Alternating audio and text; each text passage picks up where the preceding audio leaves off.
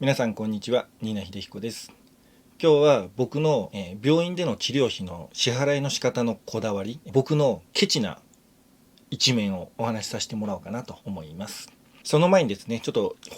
近況報告ということで、先日 CT 検査と、脳の MRI 検査、そして、大腸のカメラ検査をやってきました。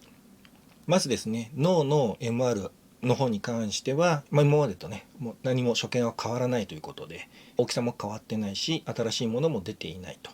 いうことで、こちらは何も問題なく順調に来ているということでした。それから CT 検査に関しては、次回ですね、結果を聞く予定になっています。でそれから大腸のカメラ検査は、もともとあったポリープがちょっと大きくなってきてたということと、形が先生曰くね、ちょっと嫌な形になってたということだったので、それを取ってもらって、今は細胞の検査に出してますので、おそらくこれも次回の診察の時に結果が聞けるかなと思います。ということで、現状では順調に変わりなく元気に過ごしています。はい。ということで、今日はですね、お金についてのお話なんですけども、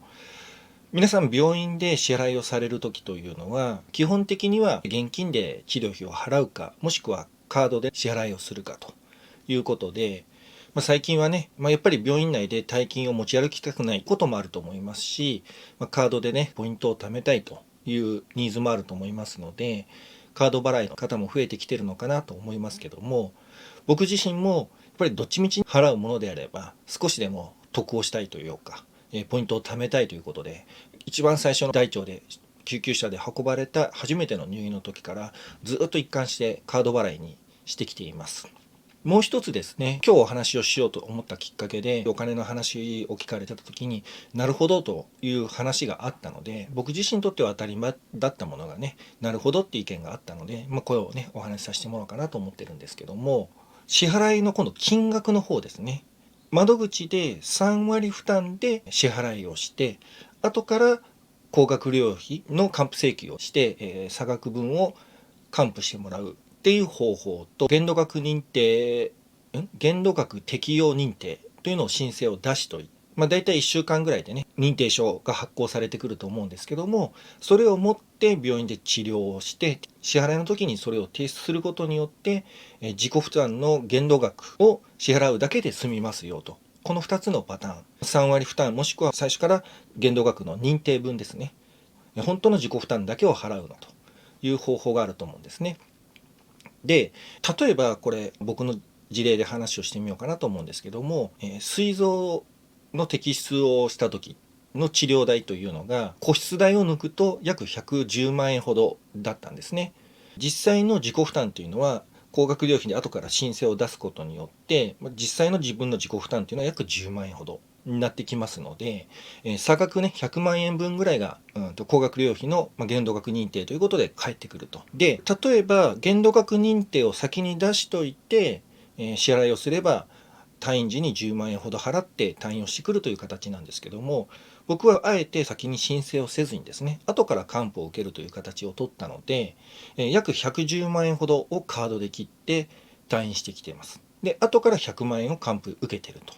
いうことなんですけども、そうすると約110万円ほどのカードを切れるので、実際には自分の自己負担っていうのは10万円ほどなんですけども、110万円分のカードを切ってるので、それ分のポイントは溜まってくるんですよね。ちっちゃい話ですよ、今日は。はい。なので、これをね、例えばマイルに変えると、約1万マイル貯まるので、例えば、アナで沖縄に行こうと。例えば、羽田だとかセントレアから、この時期飛ぶと、だいたい片道、9000マイルぐらいで行けますので、片道分の沖縄までの飛行機代、プラスアルファのお金が1回でそれで貯まるということなんですね。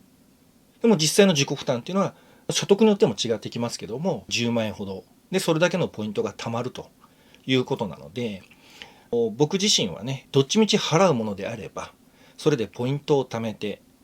特にね、余命宣告を受けて、これからね、さらに治療が、お金がかかるとか、自由診療を受けるっていう時には、より率のいいポイントのカードがないかっていうのを友達にも聞いて、作り変えて、ポイントを貯めるってことをしていたので、そのタイミングの時にねそんなことを考えてたので、周りからはね「お前は大丈夫だわ」と、結構言われてましたけども、そういうマインドも結果根性論じゃないんですけどね、結果的には良かったのかななんて思っています。コロナもねだいぶ落ち着いてきましたし、友達もねせっかくだから行こうよと声をかけてくれましたので、近々ね貯めたマイルで行ってこようかなと思っています。ということで、今日の話をまとめると、今日はねがんの治療の話ではなくて、お金の話ですね。簡単に言うと僕はケチで、ポイントを頑張って貯めてきましたというお話でまとめたいなと思います。